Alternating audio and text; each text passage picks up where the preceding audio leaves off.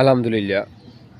তো আপনাদের মাঝে আজকে একটা ছোট ভিডিও নিয়ে আসলাম। তো আসলে এই দেখুন আমার সম্পূর্ণ হচ্ছে গিয়ে কি পিলার ঢালাইগুলি সম্পূর্ণ হয়েছে। তো আসলে পিলার ঢালাইগুলি সম্পূর্ণ হওয়ার পরে এবং যেই পিলারগুলি আগে ডালা হয় আপনার সবসময় আপনি একটু খেয়াল রাখবেন কিউরিংয়ের যে ব্যাপারটা থাকে। তো এই দেখছেন আমরা কিন্তু দৈনিক হচ্ছে গিয়ে ৩ থেকে ৪ বার পানি দিতে হয় মাস্ট।